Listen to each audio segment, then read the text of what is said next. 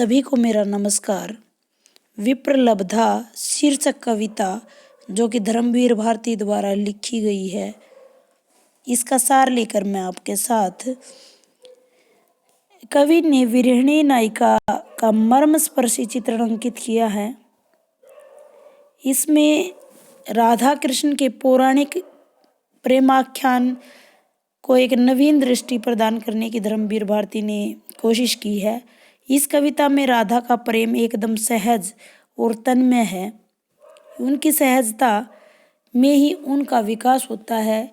इस कविता में कवि ने कनुप्रिया अर्थात राधा की विरह व्यथा का सजीव और मार्मिक वर्णन किया है। प्रिया वियोग की ज्वाला में जल रही है। कनु अब चला गया है, यानी कान्हा अब राधा को छोड़ करके मथुरा जा चुके हैं। राधा अब क्या करे तो यानी अब करे तो क्या करे, उसे याद आता है कि एक समय था जब वह जगत को ललकार सकती थी, यानी सब कुछ उसके हाथ में था। उसका एक क्षण यानी एक एक क्षण जो है आनंद से परिपूर्ण था।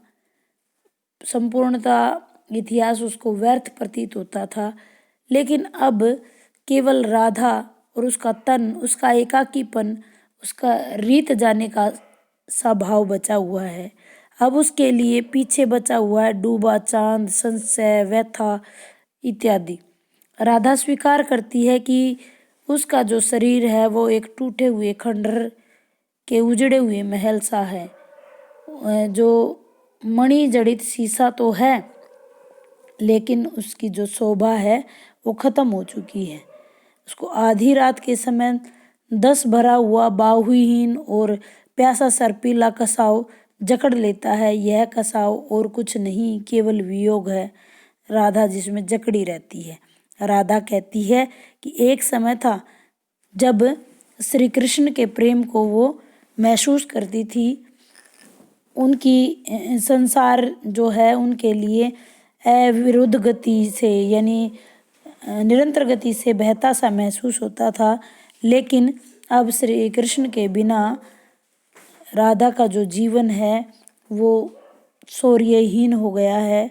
उन्हें उसका शरीर, सूर्य, जादू, दिव्य मंत्र जो हैं हम सब कल्पना सी महसूस होती हैं।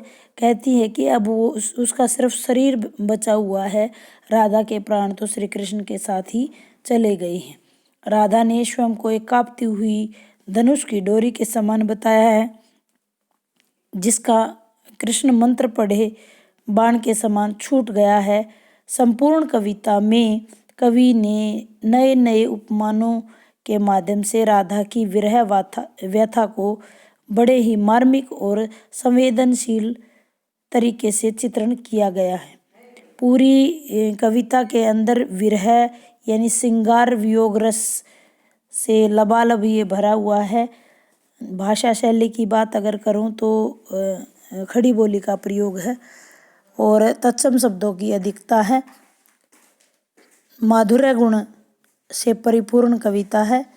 उम्मीद करती हूँ आपको यह कविता समझ आ गई होगी। धन्यवाद।